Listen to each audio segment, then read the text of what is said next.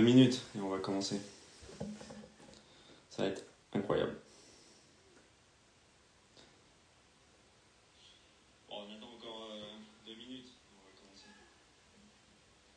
Ça va être incroyable. Si je fais un WOD avec Jean-Michel. Si je fais un WOD.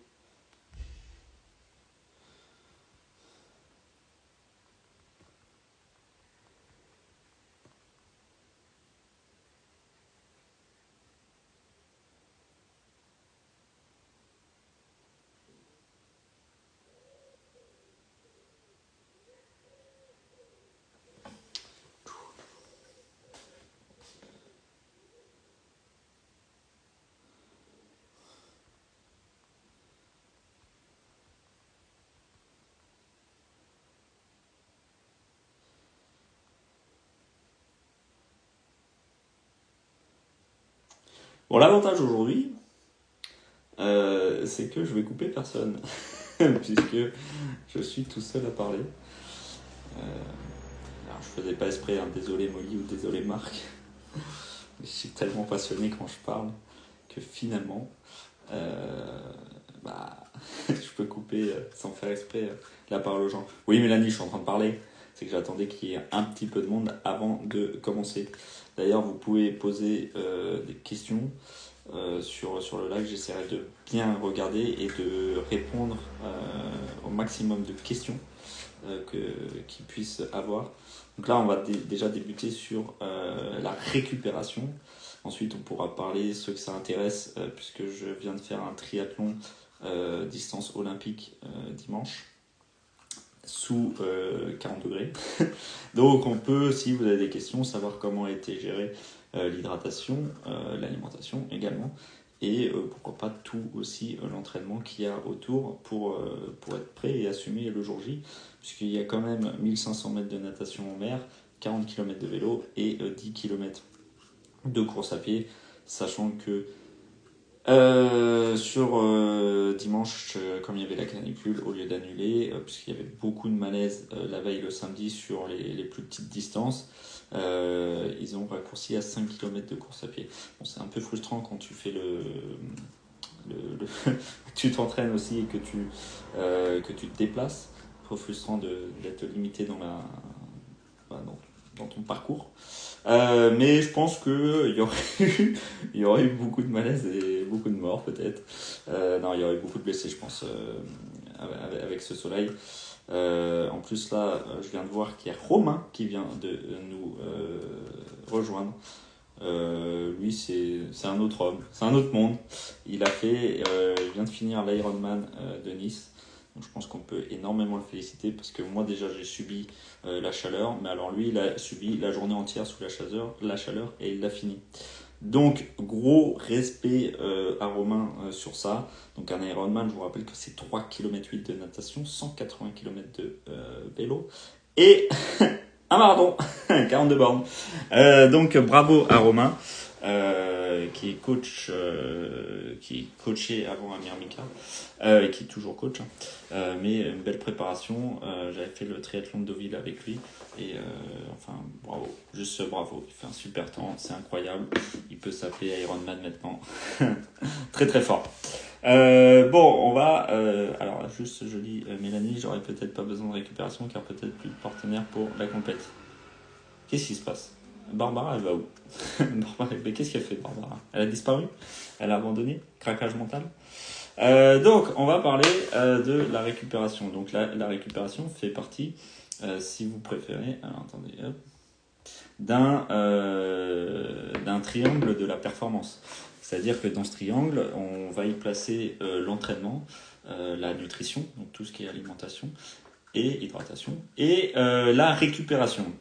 Comme la plupart d'entre nous, même moi, je peux me considérer me mettre dedans, c'est que nous plaçons tous nos espoirs dans une seule chose, c'est l'entraînement, sans prendre en compte des fois la nutrition et la récupération. On peut dire bonjour aussi à Doom Doom qui a aussi fait également l'Ironman de Nice.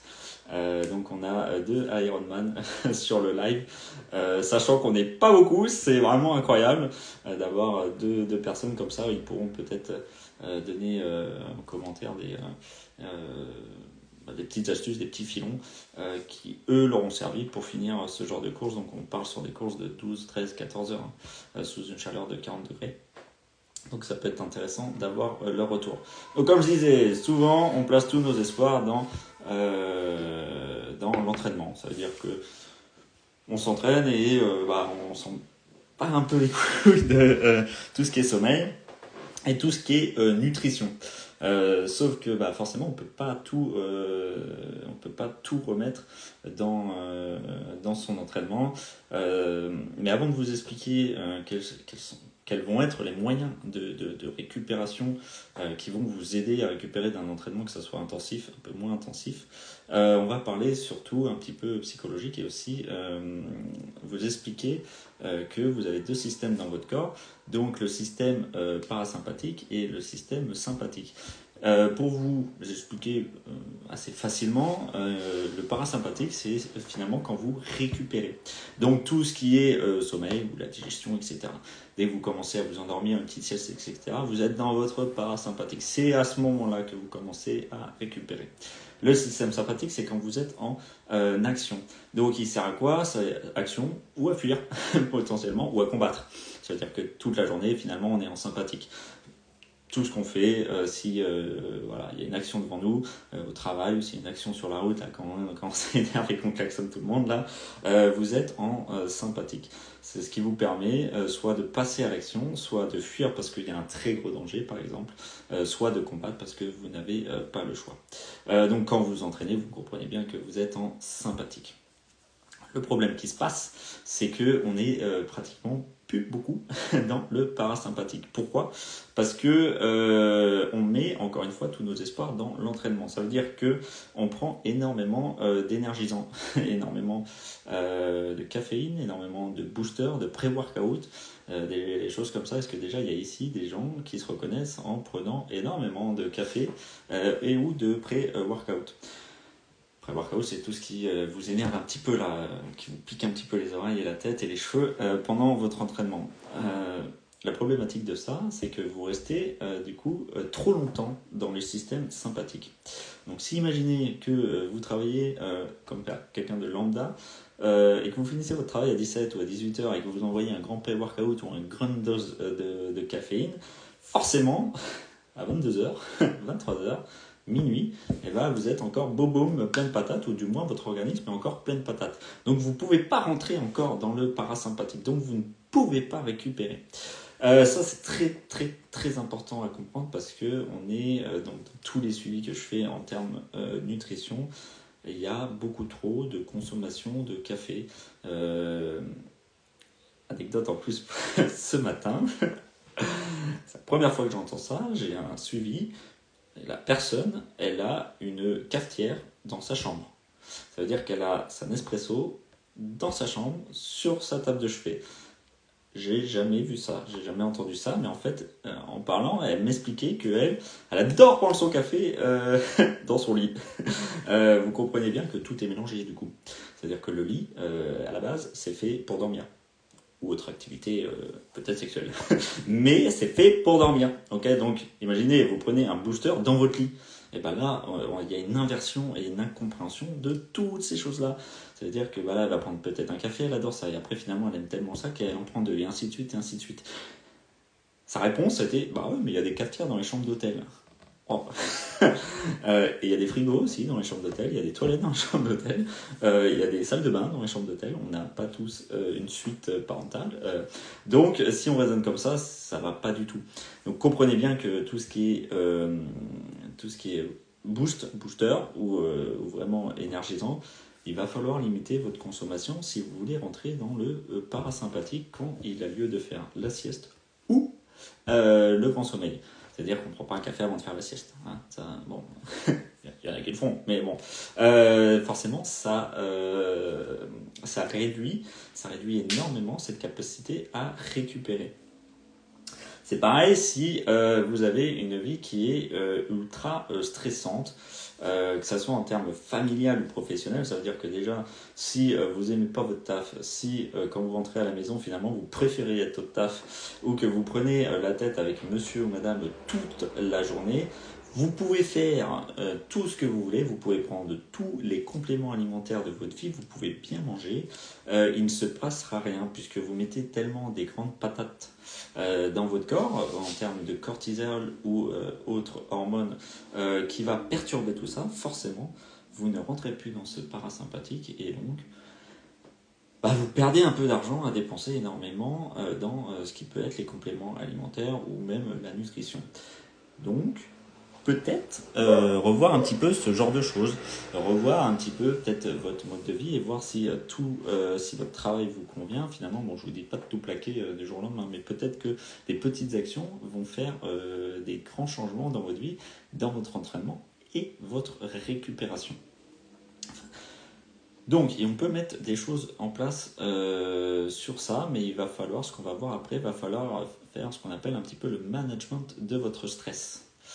Si vous êtes quelqu'un qui prend tout au cœur de la lettre, si vous êtes quelqu'un d'hypersensible, va falloir un petit peu relativiser un petit peu tout ça et prendre conscience que soit tout le monde s'en fout de vous ou de votre performance, ce qui est souvent le cas, tout le monde s'en branle en fait, personne se souvient du millième de par exemple un triathlon, l'Ironman ou toute autre compétition, ou là le Tour de France qui va gagner, qui va commencer, pardon, même le deuxième, tout le monde s'en branle en fait, ou le troisième, tout le monde s'en branle, non, on retient pas son nom, on retient le premier. Comme le football, souvent on se dit c'était quoi la finale, je sais pas, mais qui est champion du monde, tel pays. Donc on se souvient uniquement des premiers. Donc relativiser peut-être un petit peu sur ça, et alors ça fait aussi un peu de mal les réseaux, c'est qu'on veut montrer qu'on est bon tout le temps, qu'on est fort, qu'on essaie, qu'on a des pecs de ouf, qu'on a des abdos, etc., ou qu'on est super bien gaulé, mais ça forcément ça joue un petit peu sur votre inconscient également. Et forcément, vous ruminez, mais pourquoi moi j'ai pas ça, mais pourquoi moi j'ai pas telle performance, mais pourquoi ça, mais pourquoi ci, mais pourquoi ça. C'est un peu, si je fais le parallèle avec moi, c'est-à-dire que je travaille beaucoup, et donc forcément, tout ce qui est sportif, tout ce qui est, on va dire, carrière, même si j'ai pas de carrière, compétiteur, forcément, les mis de côté. C'est-à-dire que je préfère finalement gagner de l'argent via le travail que parce que mon côté sportif ne me rapporte pas d'argent. Bien évidemment, quand je vois que je travaille un peu moins et que je récupère un peu plus, forcément, je suis un peu plus performant, que ce soit sur mes barres ou sur les exercices cardio. Forcément, il n'y a pas de... Il n'y a pas de mystère. Donc vous, forcément, qui n'êtes pas des sportifs de haut niveau, il va falloir un petit peu redescendre sur sa performance. Ce n'est pas grave si on était un peu plus nul aujourd'hui et si on a raté la barre. Tout le monde s'en branle. Tout le monde s'en branle. Même quand tu vois des athlètes qui mettent « Waouh, super, j'ai mis tant de kilos sur la barre. » Super. On s'en branle. On s'en branle vraiment. À part flatter l'ego de chacun et sur ton compte Instagram et de ta famille ou de ton pote qui est amoureux de toi, on s'en fout du poids qu'il y a sur la barre. Ok. Donc, apprenez à comprendre votre organisme et apprenez à comprendre un petit peu votre stress. Gérez mieux votre stress pour que justement votre récupération se fasse et que vous rentrez dans le système parasympathique. C'est-à-dire que votre lit est réservé à dormir. Vous éteignez un petit peu les écrans bleus, la lumière bleue, et soit vous rentrez dans votre lit, vous lisez un petit livre papier, ce qui peut aider justement à l'endormissement, ou alors peut-être même une douche froide ou tiède juste avant le coucher. Vous allez voir que ça va avoir une action positive sur votre endormissement. Donc ça, c'est très important à comprendre, qu'il faut vraiment arrêter de tout prendre en termes d'émotion et gérer un peu plus son stress. C'est d'abord en gérant votre management de votre organisme que vous allez mieux récupérer. Donc arrêtez de vous supplémenter de ouf en termes de caféine et de booster.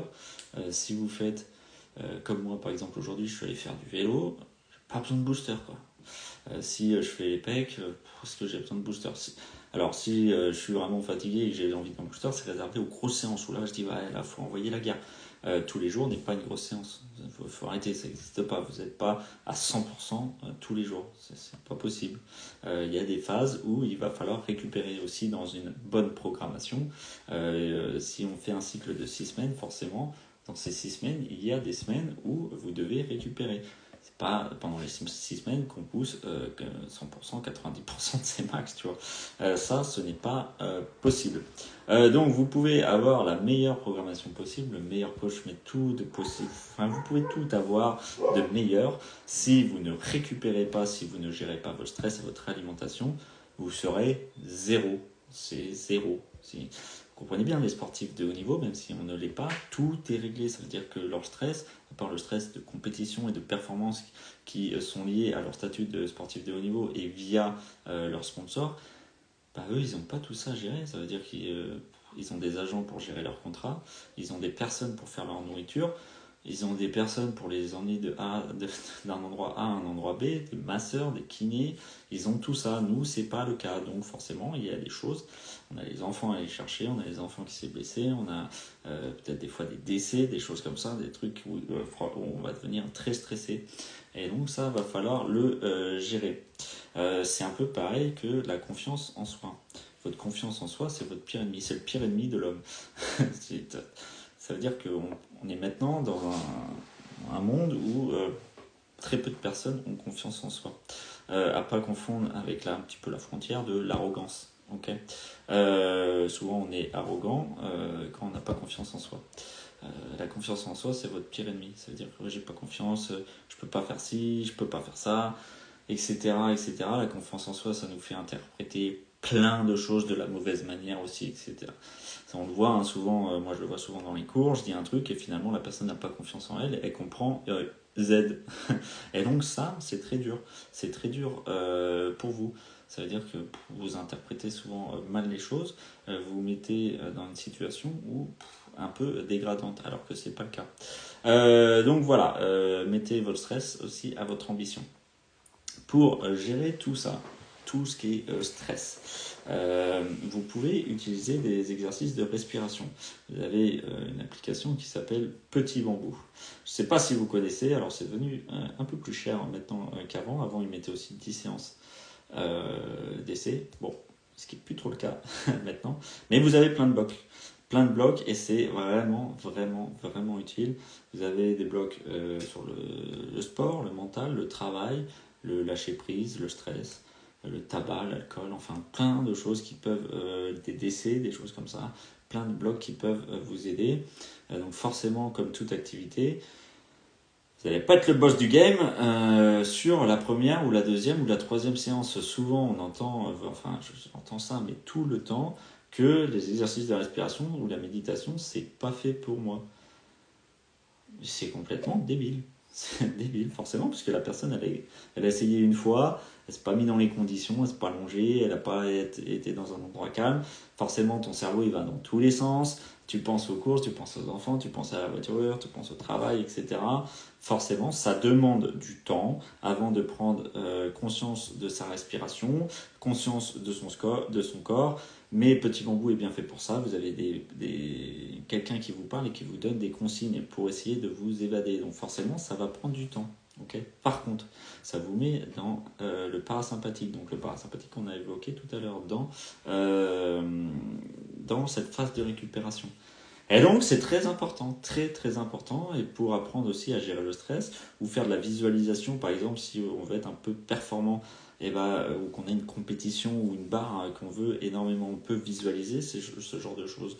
Réussir cette barre, réussir à parler à son patron, réussir à dialoguer avec sa femme, son homme sur un sujet X ou Y un petit peu chaud. Voilà, réussir quand un client nous embrouille, nous cherche des noises un petit peu. Voilà, reprendre le contrôle de tout ça, c'est très très important comme exercice, c'est un peu sous-coté et un petit peu tabou. Par contre, ça vient énormément En France, ça prend un peu de l'ampleur, ça prend aussi de l'ampleur dans la préparation mentale chez les sportifs de haut niveau. S'ils commencent à en parler, et ça devient de moins en moins tabou, donc vous allez voir que sur les années qui suivent, ça va faire énormément de bruit, que les exercices de respiration, c'est essentiel. C'est vraiment essentiel et ça doit faire partie de votre entraînement et de votre récupération. C'est-à-dire que vous pouvez faire un entraînement à haute intensité ou même juste un entraînement et au lieu de rentrer tout de suite dans le vestiaire, soit vous montez sur un vélo et vous déroulez un petit peu les jambes et on réabaisse un petit peu son rythme cardiaque, on rebaisse un petit peu la tension qu'il y avait pendant la séance, ou alors on va dans un endroit un petit peu isolé de la salle, sur un tatami, et on commence ces petits exercices de méditation ou de respiration, et donc on rentre déjà dans le système parasympathique. Okay. Donc on commence déjà à récupérer, alors qu'on est encore à la salle. Ça doit se faire au moins 1 ou 2 fois. Alors des fois, ceux qui font mes cours, on essaye de le faire. À même niveau technique, c'est le mental qui fait la différence. Exactement, donc là on a Léa qui elle est une compétitrice en équitation, et donc ça c'est une phrase qu'on entend énormément. On le voit chez les sportifs de haut niveau, ils ont pratiquement le même niveau. Ça veut dire qu'ils ont les mêmes préparations, ils ont les mêmes préparateurs physiques, ils ont la même nutrition, ils ont tout à l'identique. Et ils ont à peu près le même niveau. Ça veut dire que des fois, ça joue à des millièmes de secondes. Si vous regardez l'athlétisme, par exemple, c'est un sport hyper ingrat. Enfin, c'est horrible comme sport. Ça veut dire que le mec, il gagne à des millièmes de secondes. Ils arrivent tous en même temps à la ligne d'arrivée. Sauf qu'il y en a forcément un à la millième de seconde qui est devant. Et lui, il est champion du monde. Toi, tu as couru pratiquement à la même vitesse, tu es 10e. Voilà. Donc forcément, en termes d'argent, sponsoring et toute la reconnaissance, il n'y a pas, on ne se souvient pas de toi pour des millièmes de secondes. Donc la préparation mentale, ça peut faire énormément de différence. Mais ça fait partie aussi de ce qu'on a dit tout à l'heure.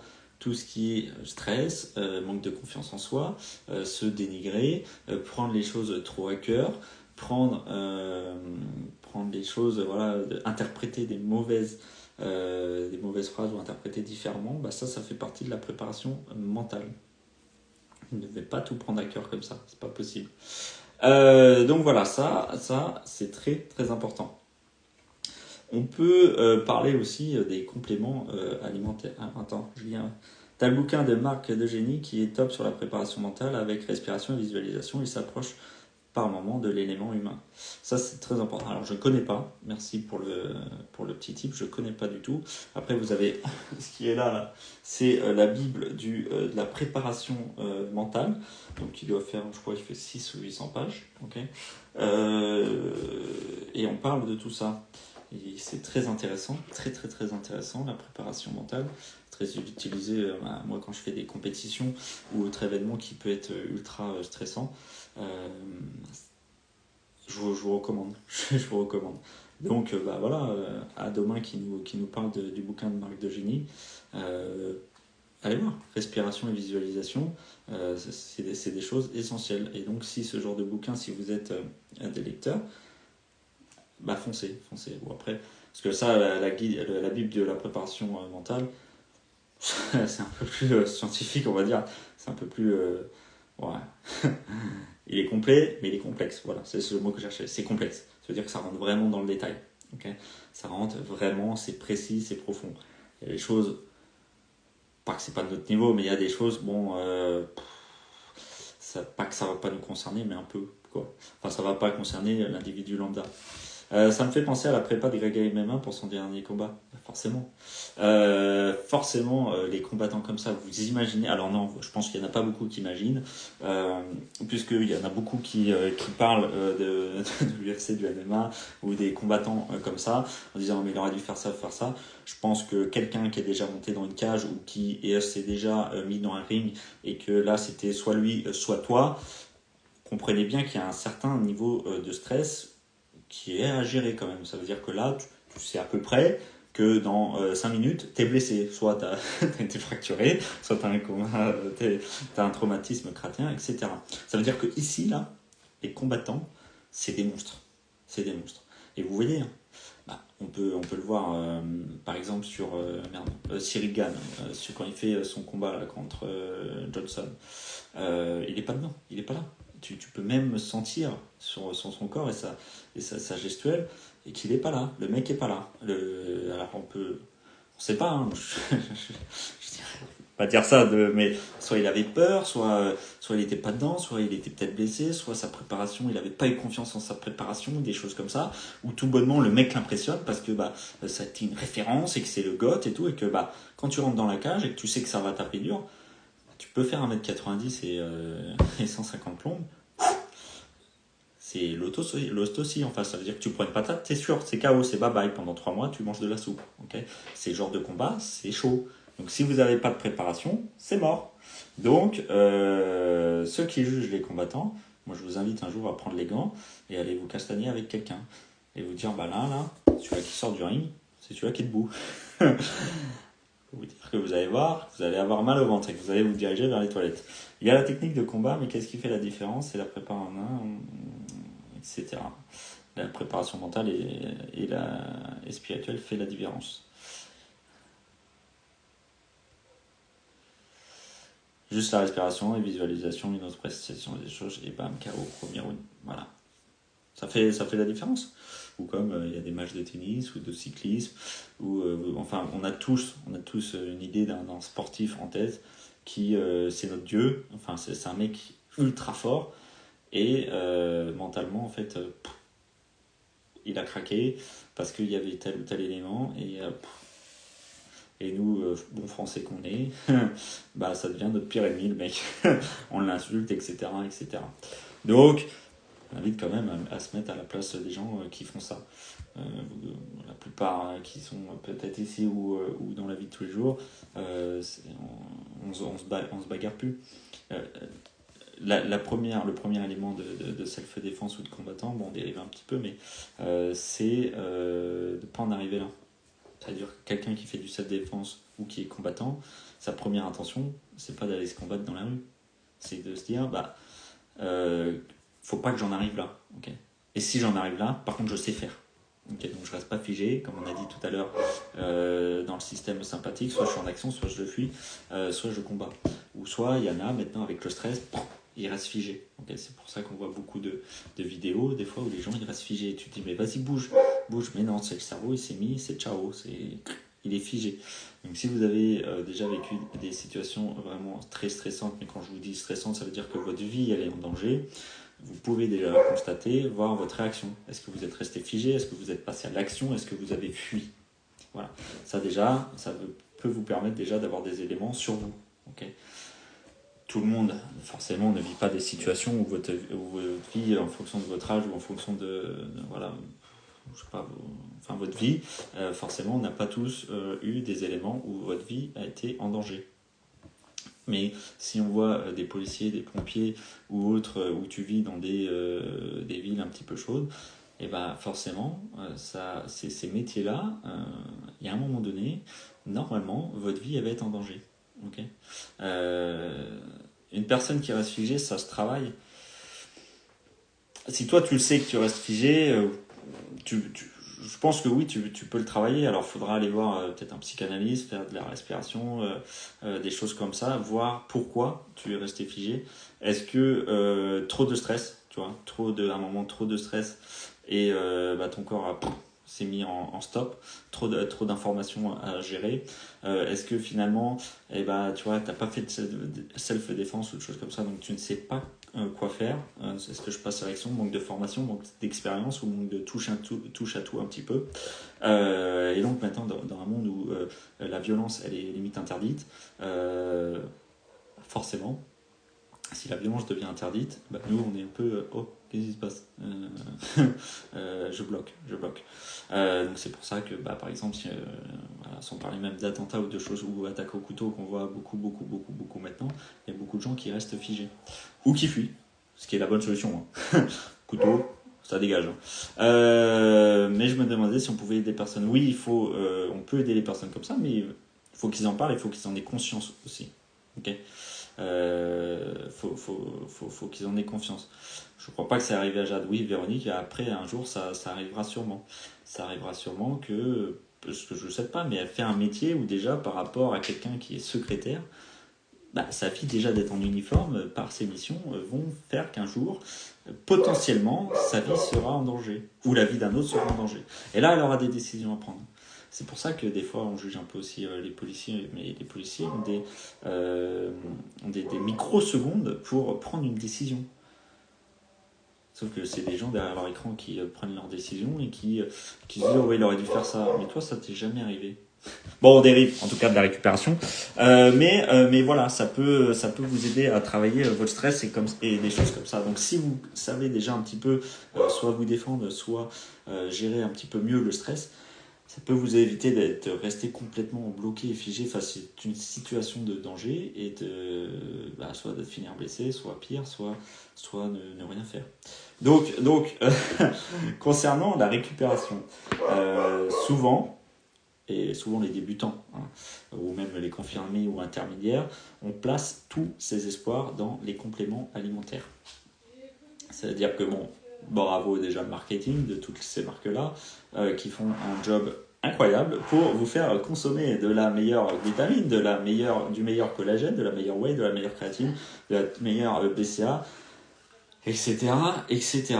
Et donc, vous tombez dedans, vous dépensez beaucoup d'argent là-dedans, sauf que c'est zéro. C'est zéro pour la plupart d'entre vous. Oui, ça marche les compléments alimentaires. Oui, ça marche même plutôt bien. Sauf que c'est 5%, on va dire. 5% de tout ce que de votre récupération. C'est-à-dire que les 95 autres pourcents, c'est votre entraînement, ce que vous faites pendant votre entraînement, ce que vous faites de votre alimentation, ce que vous faites de votre hydratation, de votre stress et de votre sommeil. Ça veut dire qu'un complément alimentaire ne peut pas combler vos déchets de nutrition. Ça veut dire que si vous entraînez, vous envoyez des grands McDo toute la journée, mais qu'attention, je prends les BCA et la whey, il ne va pas se passer grand-chose. Ça veut dire que vous avez juste perdu peut-être une centaine d'euros finalement dans ces compléments alimentaires. Mettre pas de panneau dans la route, et ben rien. Molly a une petite référence. Si je prends des compléments alimentaires, Véronique, mais toi dans ton cas, ça ne sert à rien. Okay, dans la plupart d'entre vous, ça ne sert à rien puisque vous n'apprenez pas à gérer le stress, vous n'apprenez pas à gérer vos émotions, vous n'apprenez pas à gérer votre nutrition, votre hydratation et vos entraînements. Et donc, avant d'aller dans les 5%, ce qui est 5%, c'est énorme. Hein. Ça veut dire que si j'aimerais moi squatter 200 kg, mais que finalement je fais que 190, il me faut 5% pour arriver à 200 kg. Et croyez-moi que ces 5%, c'est énorme et que j'aimerais bien les avoir, même si je ne squatte pas 190. Donc voilà ce que c'est 5%.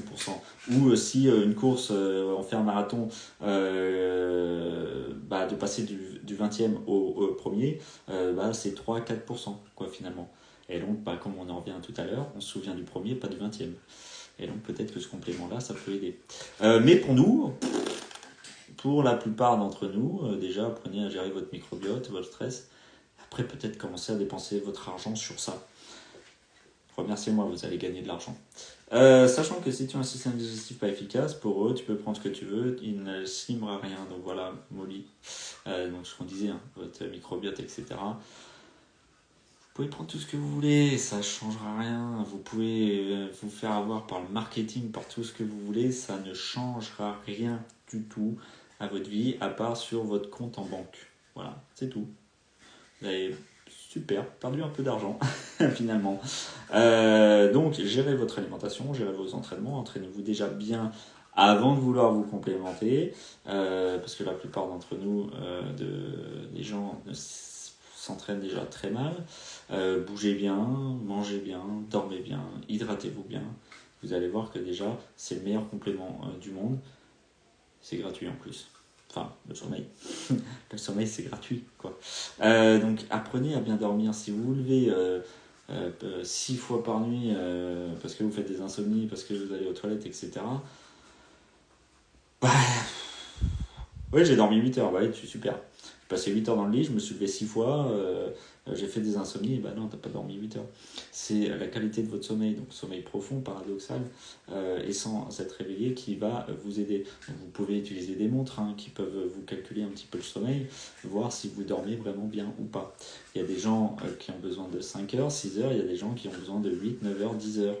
Donc ils ont fait une moyenne maintenant, c'est 8 à 9 heures, mais c'est vrai et faux. Ça veut dire qu'il y a des gens qui ont besoin de plus, il y a des gens qui ont besoin de moins, il y a des gens, en fonction de leur activité, ça peut tout changer.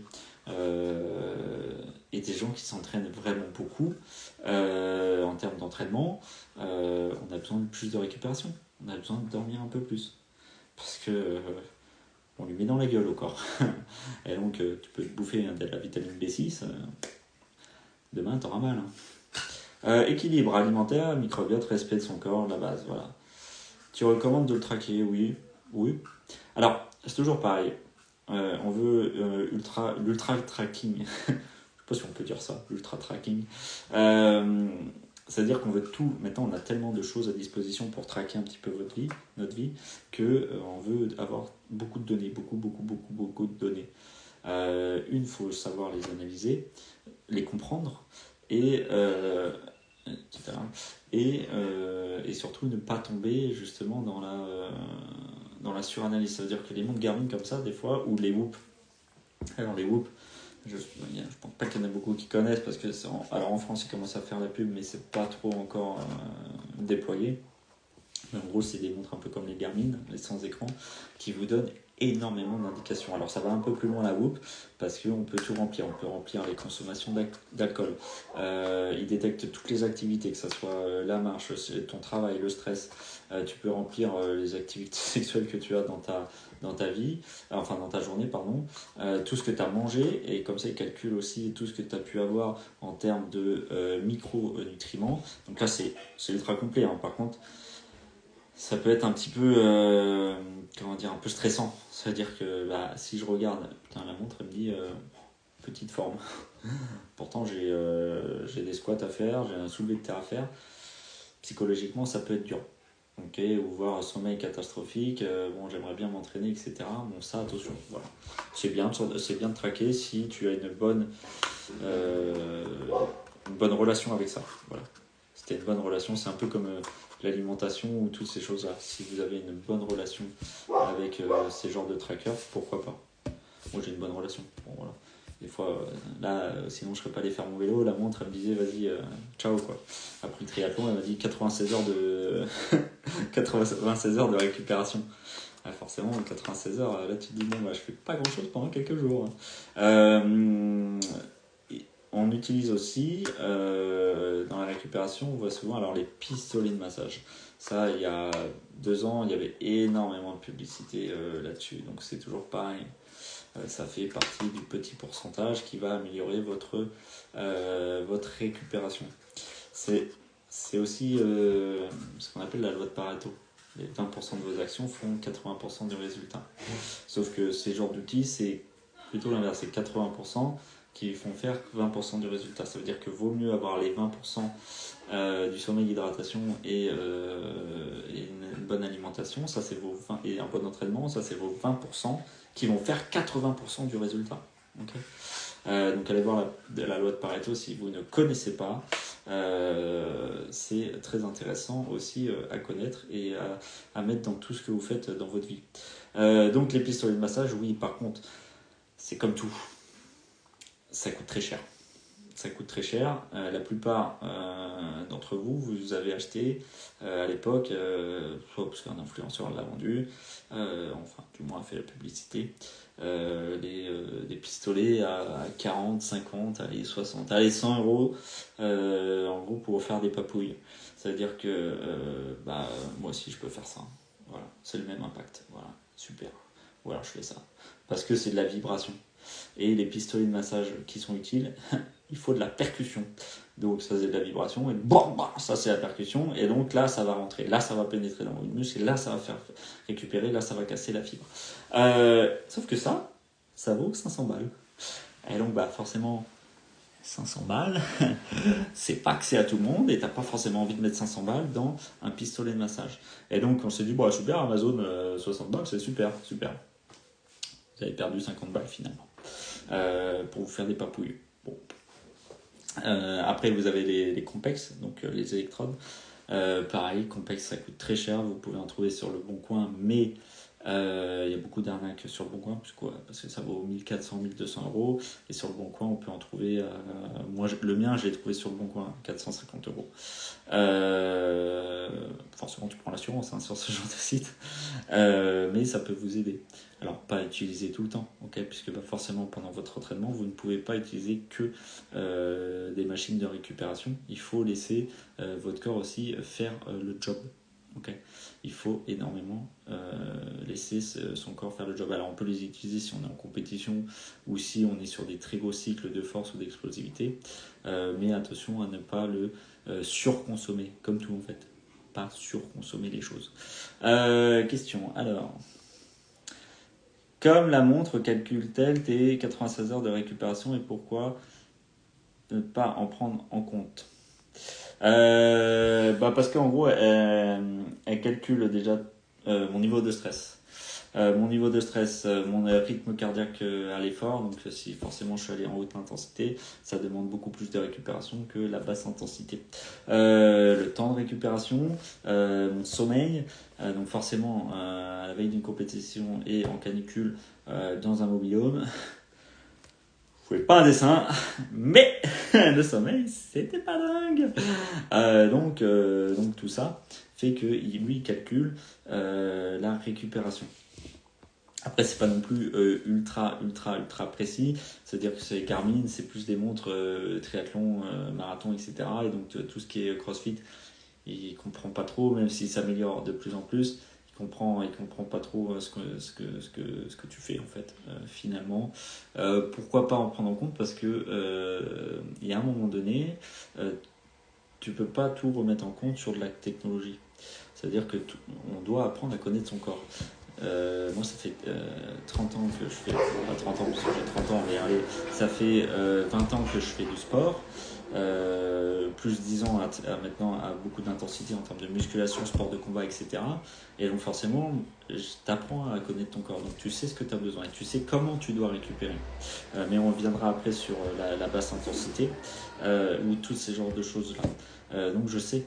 Moi je sais, tu vois, et là la montre elle prend pas en compte tout ce qui va être sommeil d'après, si elle prend en compte, mais elle prend pas l'hydratation et l'alimentation qu'il y a derrière, plus les exercices de respiration, parce que je ne rentre pas les exercices de respiration dedans. Donc voilà, forcément, les personnes, enfin les athlètes un petit peu plus débutants ou les gens qui débutent et qui ont ce genre de montre, ça peut vous aider, oui, à prendre en compte.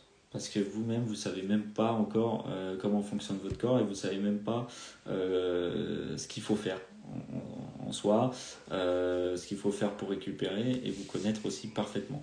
Est-ce que là, je suis à la limite ou est-ce que là, en fait, je pourrais pousser et j'écoute pas la montre? C'est comme on en revient tout à l'heure. Ça veut dire que la montre, elle peut être un petit peu stressante. Ouais, je peux m'entraîner, je peux pas m'entraîner. En fait, je m'entraîne plus, etc., etc. 25 balles à Action, non, je te garantis que je te passe mon Terragun à 600 balles, je peux te garantir que tu vas douiller. Parce que regarde, au cours de mobilité, je mets juste mon pied sur toi et t'as des larmes de sang. T'as des larmes de sang. Alors moi, je fais juste de la vibration. Imagine la percussion. Je peux te garantir que ça fait la différence. Surtout que il y a de la pression. Plus t'es musclé, plus il va mettre la pression dedans. Je peux te garantir que tu vas sauter au plafond. Il percuterait un celui d'Action, oui merci, mais non, c'est de la vibration, ça coûte ultra cher, c'est ultra cher, c'est comme comparer une 2 chevaux et une Ferrari quoi. Oh la 2 chevaux elle va super vite. Super. En tout cas, il me suffit amplement. T'es fragile, mais oui, c'est parce que toi t'as mal et t'as des tensions musculaires, donc forcément t'as mal dans tous les cas, t'as forcément mal, t'as des putains de tensions musculaires et t'es raide comme un bout de bois, donc même mon pouce il te ferait mal. Donc t'imagines bien que forcément le truc d'Action c'est super. Voilà, tu vois ce que Nasser a dit, les outils technologiques sont juste des aides. Mais il faut être à l'écoute de ton corps, il faut que tu connaisses ton corps, c'est impératif de connaître son corps. Les larmes de sang, il n'y a pas de dosage ici. Donc apprenez apprenez votre corps. C'est comme apprendre pendant l'entraînement. Les RPE, c'est aussi fait pour ça. Voilà, entraînez-vous à RPE5, à RPE6, à RPE7, etc. Savoir doser l'effort. Vous ne pouvez pas être à haute intensité tous les jours. Ce n'est pas possible. Les seules personnes qui peuvent faire ça sont les gens dopés. Alors, il y a peut-être des dopés ici, il y a peut-être pas de dopés, mais les gens dopés, forcément, ne peuvent pas s'entraîner comme des gens naturels. C'est plutôt logique. Ok. On n'a rien contre quelqu'un qui est dopé. C'est quelqu'un peut-être qui fait de la compétition dans... Parce que ouais, hein, les sportifs de haut niveau, bon, s'il y a un moment donné, les sports de performance et ou de récupération, dites-vous bien que forcément, il y a du dopage. C'est logique. Ça enlève rien. Parce qu'il y a des personnes qui sont dopées et qui rencontreront jamais leur niveau. Les gens qui ont dit Pogacar, il est donc le cycliste là, il est dopé, super. Moi, tu me dopes comme lui, bah, je monte pas à l'école comme lui. Hein. Donc, ok, ça fait partie un petit peu du game, ça fait partie du sportif de haut niveau, ça fait partie du bodybuilding, des choses comme ça. Ah oui, forcément. Vous n'allez pas croire que Mister Olympia est naturel. Non, non, non. Non. Alors, ils peuvent pas le dire, souvent sur les réseaux, ils peuvent pas le dire, puisqu'il y a des contrats. Il y a des contrats, par exemple, vous prenez un contrat, vous êtes un athlète Nike, donc vous signez des clauses, vous faites choper pour dopage, vous êtes mort. Vous êtes mort. Ça veut dire que vous devez 4 ou 5 ou 6 fois tout ce qu'ils vous ont donné. Donc imagine si tu es un athlète depuis Nike, depuis même 1 an, et qui te paye, on va dire, 20 000 euros par mois. Tu lui vaux, tu lui dois 6 fois 20 000 euros par mois. Donc 2 fois 6, 120 000 par mois. T'es mort. Voilà, t'es mort. Juste t'es mort. Donc forcément, les mecs, ils vont pas te dire je suis chargé. Hein. Je suis chargé de ouf. Forcément. Hein. Il faut remettre un peu de contexte. Être suivi par un kiné ostéo pour la récup, c'est cool ou plutôt réservé aux athlètes? Ouais, c'est cool. Non, c'est pas réservé qu'aux athlètes. Ça peut être ultra cool d'aller voir l'ostéo et le kiné. Alors, bien évidemment, c'est toujours pareil, c'est que la plupart des gens n'ont pas le temps. Hein, n'ont pas le temps. La kiné, bon, il faut une ordonnance. L'ostéo, en fonction des mutuelles, c'est 2 ou 3 fois par an. Ça coûte maintenant plus 70 balles ou 80 balles la séance. Et donc, si déjà il faut un médecin aussi pour l'ordonnance du kiné, mais carrément, d'avoir un kiné. Pourquoi vous croyez que, par exemple, si on reprend le Tour de France, là, il y a les mecs qui sortent, boum, massage, kiné, tac, tac. Forcément, ça aide énormément. Mobilité, prévention des blessures, de la réhab, des choses comme ça, ouais, ça aide énormément. Après, c'est toujours pareil. Si déjà votre entraînement et que votre sommeil et alimentation n'est pas bonne, vous pouvez faire toute la kiné du monde, ça ne changera rien. Ça fait partie du petit pourcentage qui fait la différence par rapport à X ou Y. Mais en termes de compétition, par exemple, ou même à la limite si on n'est pas compétiteur mais qu'on s'entraîne beaucoup, ça peut faire la différence. Oui. Mais bon, des fois, s'entraîner sans but, ça marche pas énormément. Parce que des fois, c'est dur d'aller à l'entraînement en te disant mais c'est quoi mon objectif? C'est quoi? Pourquoi je m'entraîne finalement? Alors oui, la santé, etc. Mais pourquoi je me mettrais mal dans un WOD? Pourquoi j'ai envie de squatter 100 kg alors qu'en termes de santé, je pourrais très bien squatter 50 ou 60 kg? Voilà, en termes de motivation, ça aide d'avoir des objectifs. Fixez-vous des objectifs, que ce soit moyen, court ou long terme.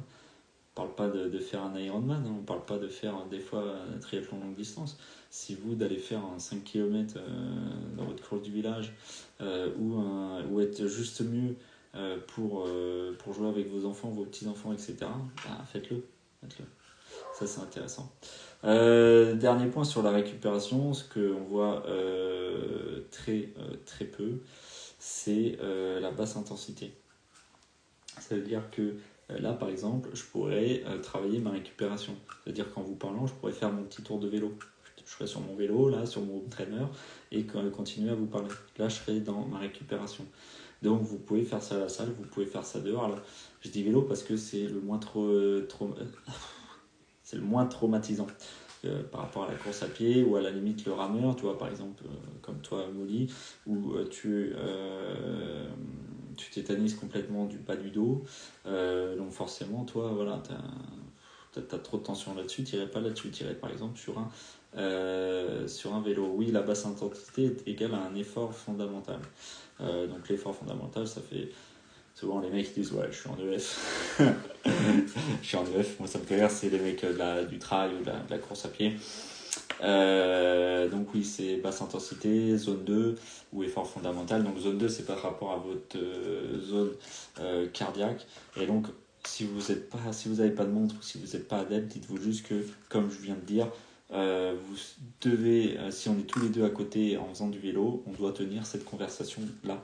C'est-à-dire que je ne suis pas essoufflé, je ne ressens pas d'essoufflement, je transpire un peu, mais je n'ai pas d'effondrement. Ça veut dire que si votre fréquence cardiaque max elle est à 190, on va dire, bah, vous devez vous situer pour la plupart à 100, 110, allez 120 BPM. Pour des athlètes débutants intermédiaires. Okay. Ça c'est très très important. Pourquoi ? Puisque ça baisse le cortisol, donc notre niveau de stress que nous avons eu toute la journée ou que nous avons stressé par rapport à notre entraînement à haute intensité. Donc forcément ça fait circuler le sang et les toxines sans y rajouter de toxines liées à l'entraînement qui était en haute intensité. Donc vous êtes déjà en train de récupérer. Okay. Repensez toujours au système parasympathique. Donc je suis déjà en train de récupérer. Ça veut dire que la récupération, on ne parle pas de récupération et de s'allonger sur un canapé. Okay. La récupération, ça peut être soit ce type d'entraînement, donc la durée idéale. Il n'y a pas vraiment de durée idéale. La durée idéale, c'est le temps que vous avez à y consacrer ce jour-là ou pendant votre semaine. C'est-à-dire que si vous pouvez faire 20 minutes, bah, c'est déjà 20 minutes. Si vous pouvez faire 30, c'est déjà 30. Si vous pouvez faire 60, bah, c'est encore mieux. Si vous faites 2 heures, c'est encore mieux. Okay. Mais forcément, tout le monde ne peut pas faire de basse intensité pendant 2 heures. Ou alors, on s'achète un biker et on le met devant Netflix. Voilà. Bon, il y a des gens qui le font, j'ai déjà vu. C'est possible. Bon, après, biker, ça vaut 1400 €. Est-ce qu'on a envie d'être sur biker alors qu'il y a le canapé à côté et qu'on a passé une grosse journée ? Voilà, c'est toujours pareil, hein, la question. Donc voilà, faites de la basse intensité. Faites de la basse intensité au moins 1 fois, 2 fois par semaine. Alors, c'est en termes de récupération qu'on parle de basse intensité. Parce qu'on voit beaucoup basse intensité, mais si vous voulez progresser en tout cas dans cette haute intensité, que ce soit pour la course à pied, pour le vélo, pour le crossfit, pour tout ce que vous voulez, il va falloir passer du temps dans cette haute intensité avant de vouloir faire un petit peu de basse intensité. Parce que si vous avez un moteur de 2 chevaux et que vous restez une 2 chevaux, vous serez toujours une 2 chevaux. Vous ne serez jamais une Ferrari. Okay. Pour être une Ferrari, il faut passer du temps avec du moteur de Ferrari. Et une fois que le moteur de Ferrari est un peu fait, on peut revenir un peu une 2 chevaux et faire son endurance fondamentale. C'est-à-dire que si on a une VO2 max maintenant qui plafonne, ce qu'on fait au cyclisme, c'est-à-dire que les mecs ils ont des VO2 max à 60. À un moment donné, tu es au plafond, tu peux plus, même avec la haute intensité, tu peux plus. Ça veut dire que pour élever le haut, il va falloir travailler le bas. C'est-à-dire qu'il passe beaucoup de temps en basse intensité pour faire évoluer ce palier-là. Voilà comment ça marche. Sauf que nous, si on est déjà là, ça sert à rien de viser là. Hein.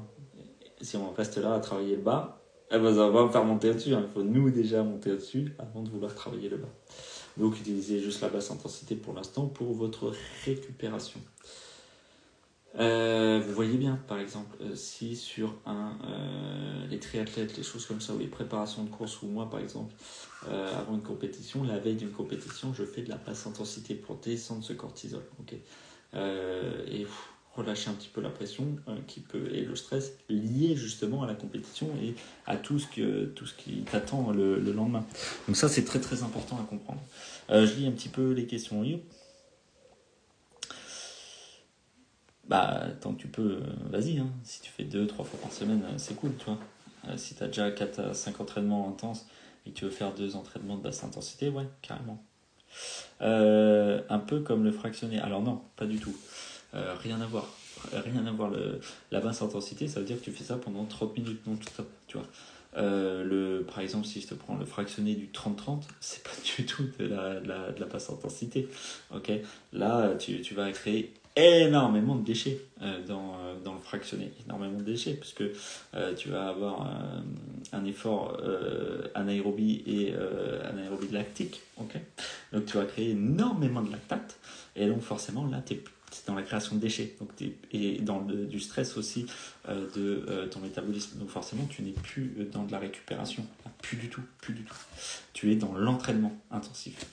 Donc voilà pour la récupération. Est-ce que vous avez des questions ou des sujets que on n'a pas forcément évoqués?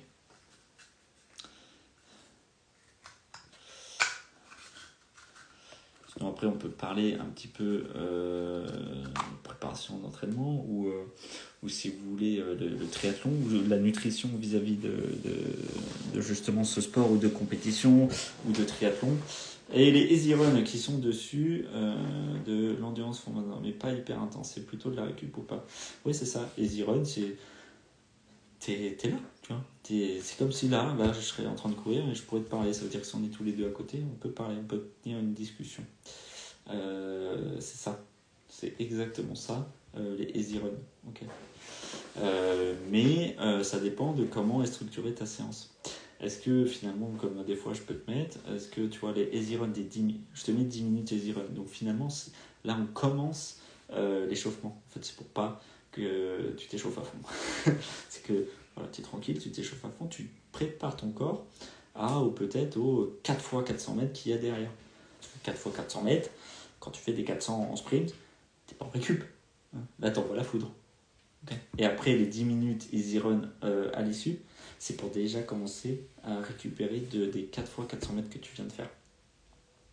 C'est que tu as eu une grosse partie de travail, que là on dit maintenant à ton corps, vas-y c'est bon, récupère. Et donc là c'est de la gestion, de ton corps, de l'effort, et c'est là tout l'intérêt de la programmation, c'est que c'est moi aussi qui gère tout ça. En disant, là, pour telle personne, elle va pouvoir tenir 10 fois 400 mètres. Non, là, ce profil-là, il peut tenir que 3 fois 400 mètres. Okay. Puisque au début, il va me mettre 1 minute 20, après, il va me mettre 2 minutes. Tu vois. Donc là, il n'y a plus d'intérêt. On n'est plus dans le travail qui doit être de la séance. Comment tu as géré ta nutrition sur le triathlon, notamment sur la natation, parce que manger quand tu nages, c'est compliqué. Alors, tu n'as pas besoin de nager, tu n'as pas besoin de t'alimenter sur la natation. De toute façon, c'est impossible. On est tous en combi. Franchement, il n'y a pas. En gros, dites-vous, mais même sur un Ironman où c'est un peu plus long, 3 km 8, vous n'allez pas vous hydrater et tout. Vous n'allez pas manger, vous êtes dans l'eau. Et puis, ça va être une natation de 1 heure, allez, 1 heure et quart. Vous pouvez tenir sans boire, sans manger pendant 1 heure et 1 heure et quart.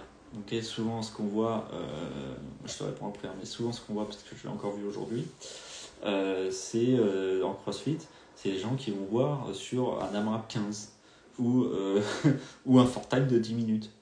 Les mecs ils vont boire pendant le WOD. Ça n'a aucun putain de sens. Là c'est une détresse psychologique, c'est une fragilité psychologique. Ça veut dire que vous allez chercher un certain réconfort en disant je vais boire parce que là j'en peux plus, je prends un petit peu de récup. Ah non, c'est un WOD de 10 ou 15 minutes, t'as pas besoin de boire, pas du tout. Là tu cherches un refuge. Donc ça c'est un travail psychologique, okay, comme on en a parlé tout à l'heure. Là on travaille aussi sur la psychologie. Donc là la natation pendant 1 heure, t'as pas besoin de boire. Okay.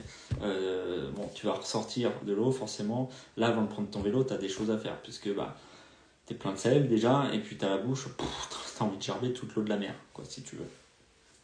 Donc, la particularité, mais je l'aurais fait quand même, c'est qu'il faisait extrêmement chaud. Donc, petite ceinture dès le matin. Donc, la course était départ à 15h. Donc, forcément, la prise de dossard équipée, se mettre et tout sur ton emplacement et tout, etc. Tu es à 12h30, 13h.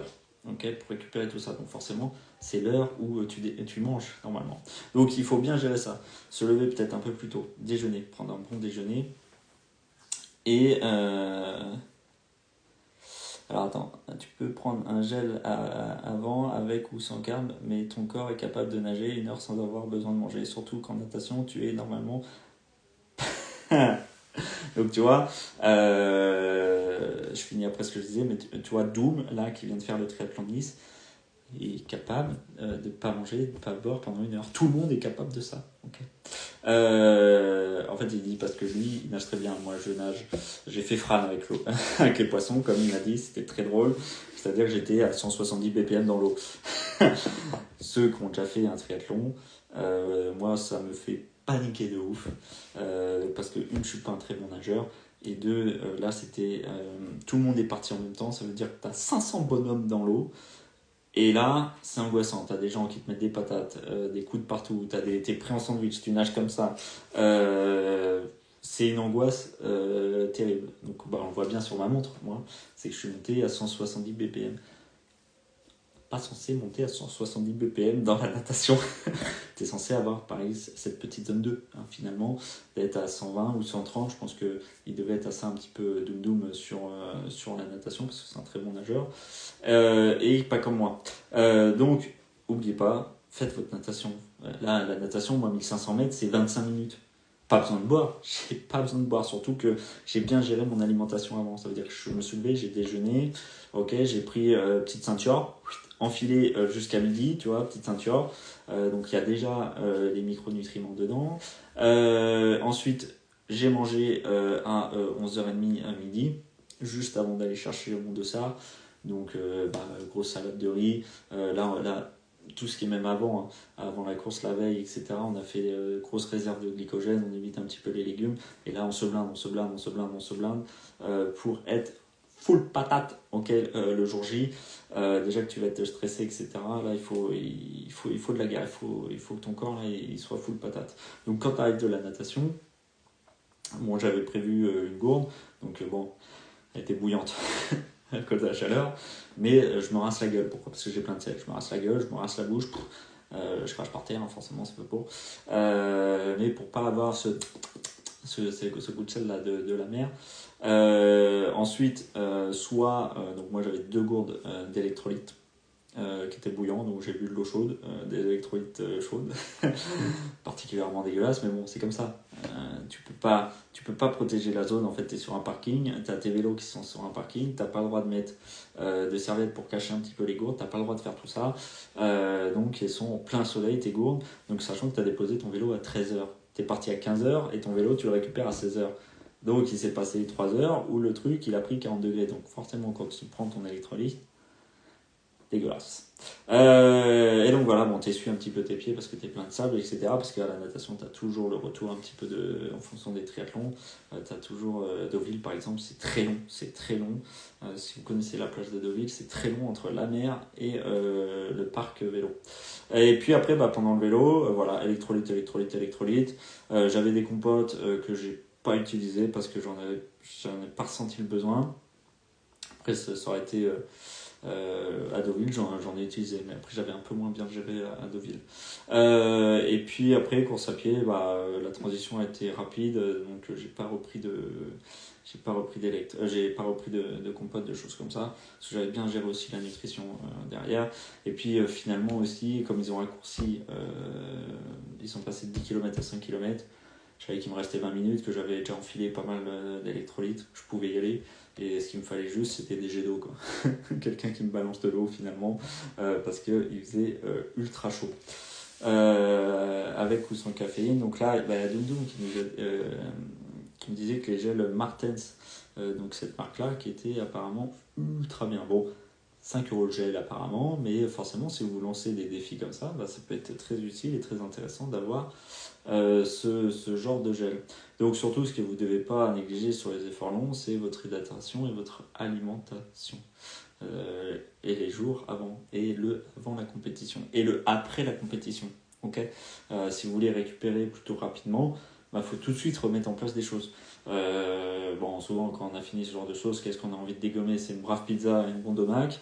Ça fait toujours plaisir. Par contre, c'est pas ce genre de choses qui vont entamer votre récupération. Là, vous faites juste un peu de bien au cerveau, full dopamine, on est heureux, on fait ça avec les copains ou la famille qui sont venus. Par contre, vous n'êtes pas dans la récupération. Après, souvent, quand on vient de faire un Ironman comme vient de faire Doudou, je suis pas sûr qu'on a envie de reprendre le sport tout de suite, puisque bah, déjà mentalement, vous imaginez bien que ça vous brise.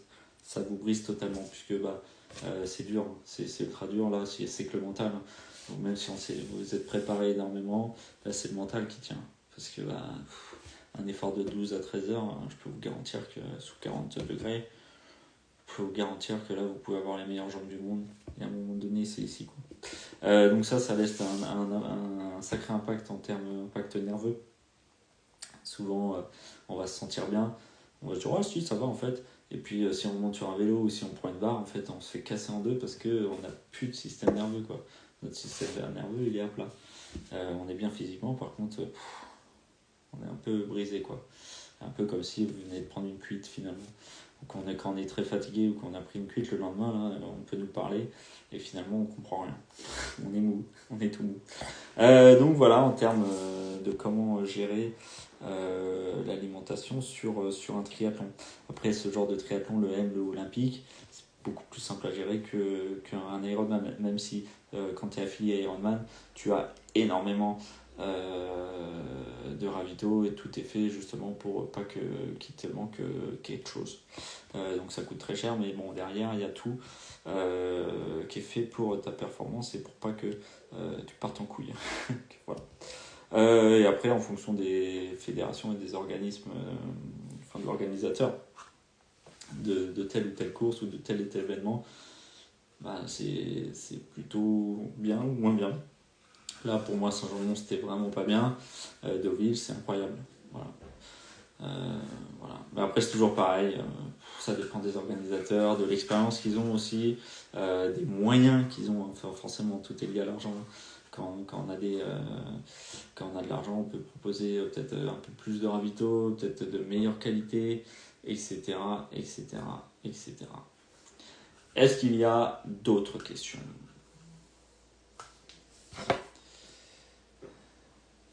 Alors, donc.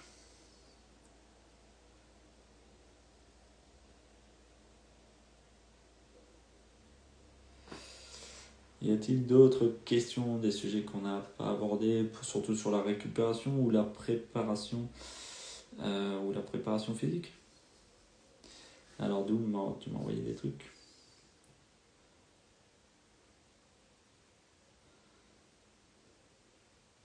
Tu m'as envoyé son vélo, c'est incroyable. Donc voilà, si on fait un résumé pour ceux qui n'étaient soit pas là avant, faites bien attention et gérez bien votre système sympathique et parasympathique. Alors c'est peut-être la première fois que vous entendez parler, mais c'est ultra, ultra, ultra, ultra important. Donc là forcément, par exemple là ce soir, il est 21h, je peux pas me coucher comme ça encore. Alors je suis pas quelqu'un qui se couche tard, mais là voilà, il y a du stimulus, il y a de l'action, il y a du live, il y a de l'interaction. L'écran bleu, puisque je suis devant mon iPad, bah là forcément je peux me lire un petit bouquin ou des choses comme ça, où je vais couper mon téléphone, puis répondre aux gens peut-être qui m'ont envoyé des coachings et des choses comme ça, et prendre un bouquin. D'ailleurs celui-là est incroyable. Bon, ça concerne un petit peu plus le CrossFit, mais Ben Bergeron, il y a tout ce qui est préparation mentale. C'est ultra intéressant en fait pour tout le monde parce que ça peut parler et ça parle de la préparation mentale sur des athlètes de haut niveau et les CrossFit Games. Et on voit aussi comment il a géré certaines crises de certains athlètes parce qu'ils ont paniqué sur X ou Y. Parce que sachez que les sportifs de haut niveau, ça panique aussi sur des choses. Forcément, on ne va pas nous montrer ça, mais et encore, ça se démocratise encore un petit peu plus. Mais ils paniquent et il y a des soucis, et ça fait partie de la préparation mentale aussi. Donc, devenir champion, se construire d'abord dans la tête. Voilà, je l'avais à côté de moi, et la phrase, elle est incroyable, parce qu'on en parle depuis tout à l'heure. Devenir un champion se construit d'abord dans la tête. Donc Ben Bergeron, Chasing l'excellence, vous pouvez le trouver sur Amazon, pardon. C'est vraiment, vraiment, vraiment incroyable. Regardez, en plus, on en a même parlé tout à l'heure, mais sa phrase, elle était. Alors, ce que disait aussi Aline, c'est le caractère et non le talent qui façonne un vrai champion. Ça, c'est vrai. Souvent, la plupart.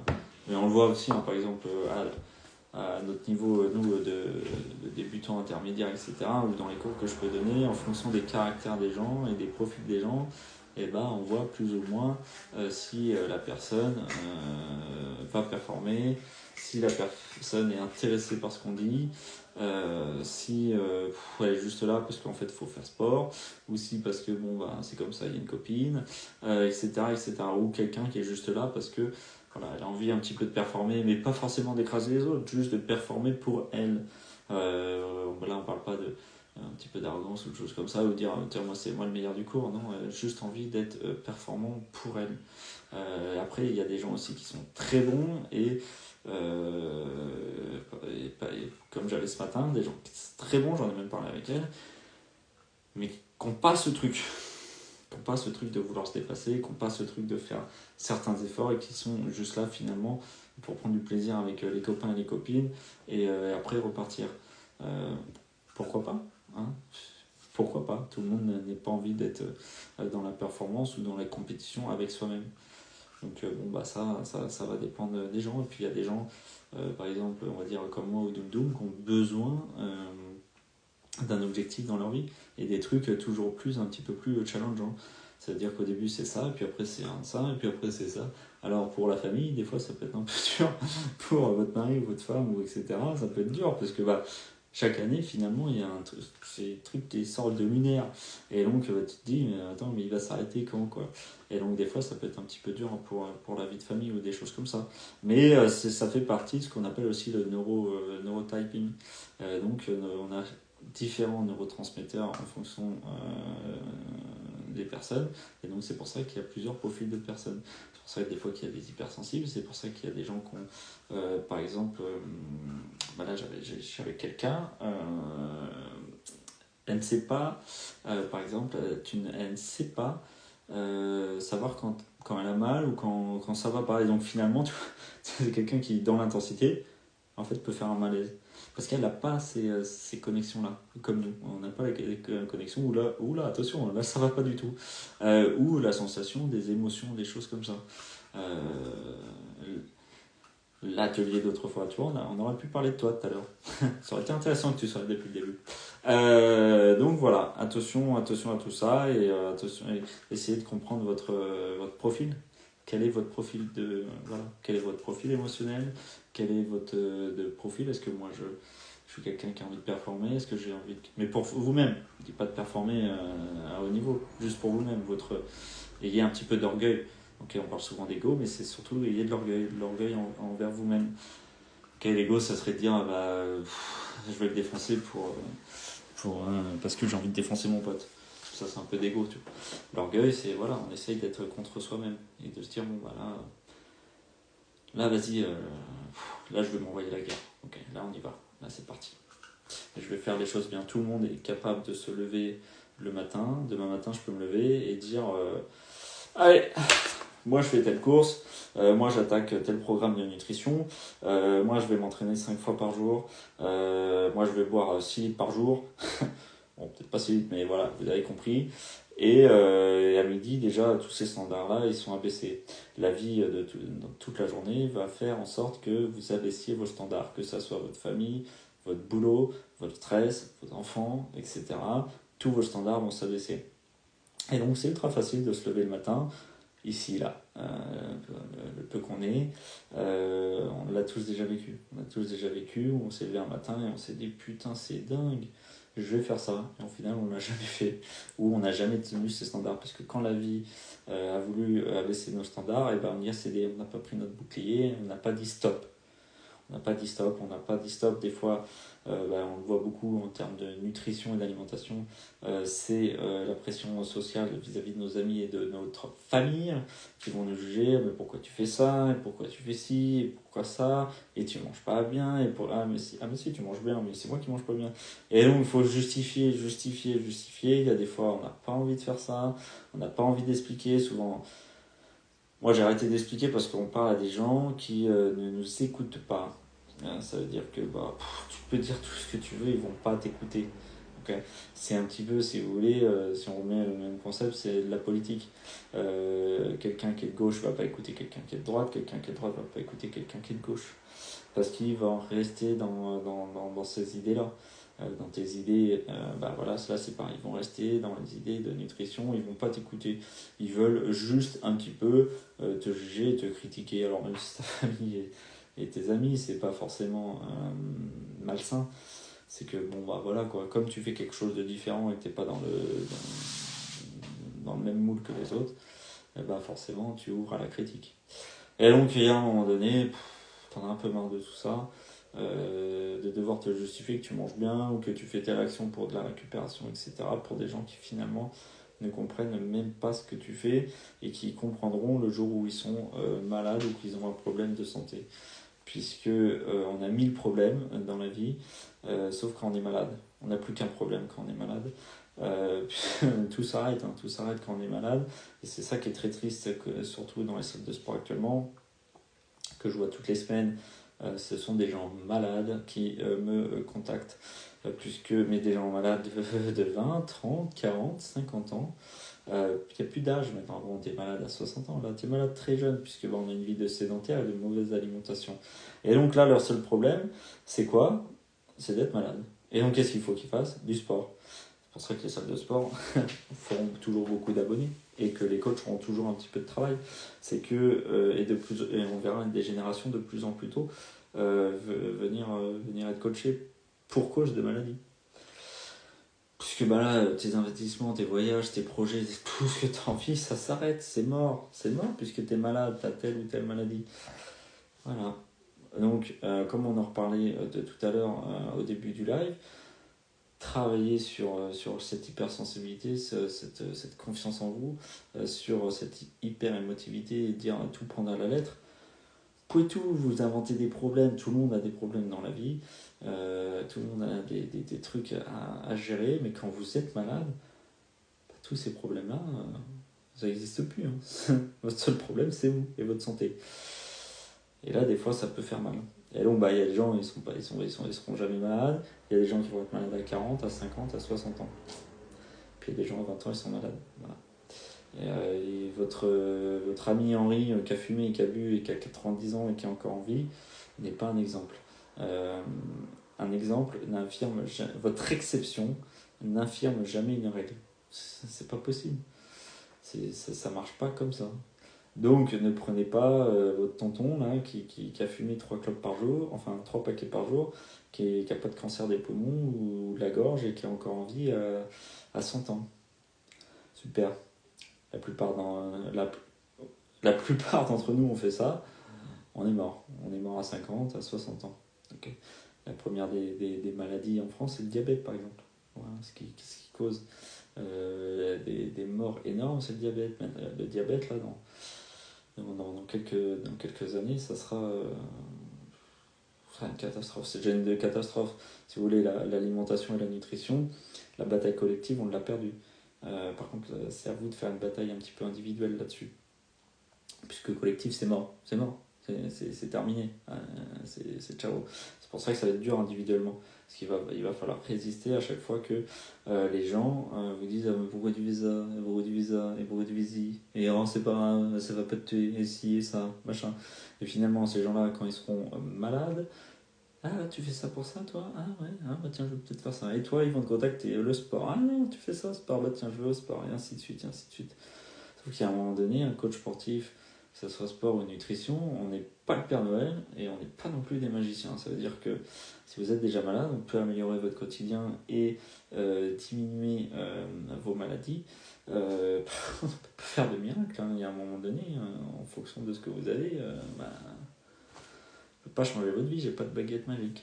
Alors oui, sur certaines personnes, par exemple, j'ai quelqu'un en suivi qui avait du prédiabète, 22 ans je crois. Et bah, par le suivi de nutrition et de sport, bah, il n'y a plus de diabète. Donc on peut faire des choses. Mais en fonction de la gravité de votre maladie ou des symptômes que vous avez, bah, il y a des fois on pourra juste améliorer un petit peu cette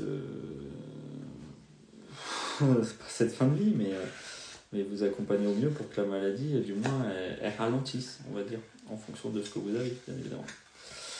Enfin voilà, peut-être pas finir sur ces tristes mots quand même. Donc voilà, en termes de récupération, tout ce que vous devez faire, justement pour pouvoir performer, vous sentir mieux. Ce que vous devez retenir, c'est ces éléments-là. Améliorer votre stress, améliorer votre confiance en vous, arrêter de surréagir à tout et n'importe quoi, gérer votre hydratation, votre alimentation et votre sommeil. Vous devez avoir des heures de sommeil fixes, okay, dans le meilleur des mondes. Okay. Essayez de vous coucher à 22h, vous levez à 6, 7 ou 8h, ou se coucher à 21h ou 23h, essayez de ne pas dépasser minuit. Sinon, je vous rappelle que votre foie se régénère entre minuit et 1h du matin. Forcément, si vous êtes éveillé ou que vous mangez après minuit, vous ne pouvez pas régénérer votre foie. Okay. Et donc, c'est un organe qui est très important. Donc, s'il ne se régénère pas, qu'est-ce qui se passe chez les nuiteux? Ils gonflent du ventre, forcément. Ils gonflent du ventre, et puis leur peau est un peu moins bien. Ils ont les poches ici, ils sont fatigués de ouf. Déjà que travailler de nuit, c'est difficile, mais il y a tout ça qu'on prend en compte. Donc, si vous ne travaillez pas de nuit, vous couchez pas de nuit, couchez-vous dans la soirée. Okay, ça c'est très important pour votre récupération et votre santé. Okay, très très très très important. Nous ne sommes pas faits pour travailler la nuit ou vivre la nuit. Nous avons un cycle circadien qui est universel dans notre corps et qui ne changera jamais. Okay, et donc ce cycle circadien n'est pas fait pour travailler la nuit. C'est pour ça qu'après ça dérègle et que les gens de nuiteux, ils n'arrivent plus à dormir la journée. Puisque les hormones qui nous font dormir, quand eux vont se coucher, c'est les hormones qui déclenchent le réveil qui se mettent à s'activer. Donc forcément, votre corps il est en une qui comprend rien, quoi. Donc, si vous travaillez de nuit, vous pouvez en avoir conscience de tout ça. Vous en avez souvent même conscience, mais ayez conscience que vous ne pouvez pas faire ça toute votre vie. Sinon, il va vous arriver des bricoles. Et des fois, ça pique un peu les bricoles. Donc vous pouvez faire ça en termes d'horaire pour organisation pour les enfants, en termes financiers, souvent en fonction de dans quel métier vous êtes, ou d'organisation professionnelle et familiale, mais sachez que vous allez faire ça qu'un temps. Sinon, vous allez vous diriger vers forcément des maladies, après des poches, après des cheveux gris et tout. Vous vieillissez plus vite que quelqu'un qui travaille de jour. Donc voilà, donc ceux qui travaillent de jour, arrêtez de vous coucher tard. Arrêtez de scroller sur Instagram, TikTok et tout, ça ne vous apporte rien. Souvent, la plupart, vous vous souvenez même pas de ce qu'on a vu. Mais moi, le premier, je scrolle. Et on se souvient pas. On se divertit juste, dopamine. On est juste là dans le divertissement. Il y a 1, 2, 3 réels qui nous fait rire. Mais tous les réels, finalement, qui auraient pu nous servir à titre informatif ou explicatif, c'est pas ce qu'on va chercher, donc on s'en fout. Donc voilà, améliorez tout ça et vous allez voir que votre récupération, vos entraînements vont beaucoup mieux se passer.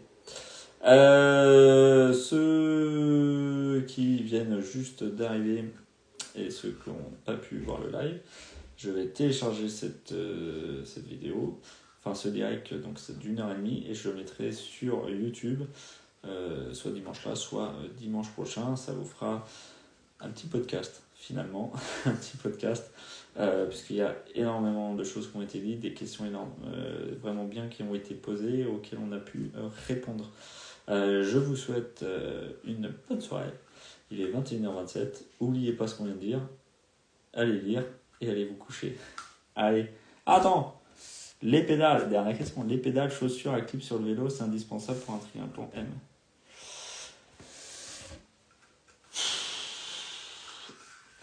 J'ai envie de dire ça dépend. Ça va pas être indispensable en tant que tel. ça dépend de ce que tu as envie de faire. Est-ce que tu as envie de performer? Est-ce que tu as envie de faire ça juste une fois, juste pour le kiff? Ok. C'est-à-dire que voilà, moi je veux me faire un kiff, je veux me faire un petit triathlon olympique, et après basta. Là je te dirais non. C'est pas très grave. Ok, que tu aies des pédales, c'est pas très, que tu pas des pédales olympiques, automatiques, c'est pas très très grave. Okay. Si après par contre c'est quelque chose auquel tu veux un vélo après à 1000, 2000, 3000, 4000 euros et faire soit un peu plus de performance, soit te dire putain j'ai été amoureux de ce sport, j'adore et je veux faire un peu plus performer. En fait ça aide énormément dans les côtes par exemple ou sur le plat pour mettre des watts parce que tu es complètement accroché. Okay. Donc moi je le recommande. Pas non plus très très cher, alors oui il faut acheter les pédales plus les chaussures donc ça peut faire un petit coup. Par contre, en termes de watts et de kilométrage, tu vas gagner énormément en puissance, énormément. Donc c'est toujours pareil, ça dépend ce que tu as envie de faire. Est-ce que là, tu vois, finalement, tu as envie de faire ça, mais juste pour le kiff et te dire, bah tiens, j'ai fait un petit triathlon, et après, bye bye, donc bon, ça serait peut-être de la dépense inutile. Tu vois, si on te prête un vélo, machin, etc., juste pour l'occasion, c'est pas très grave. Si après tu tombes, si tu veux plus performer, oui, va falloir des pédales et des chaussures à clip. Enfin, automatique, tout le monde a ça, hein, pratiquement, de toute façon. Tu seras une des seules sur le triathlon que tu potentiellement vas faire qui aura pas des pédales automatiques. Après, c'est toujours pareil. Ça dépend, toujours pareil, de ce que tu as envie de faire. Ciao, bye bye. Allez dormir. Et on se voit demain, pour ceux qui sont là demain au cours. Cœur sur vous.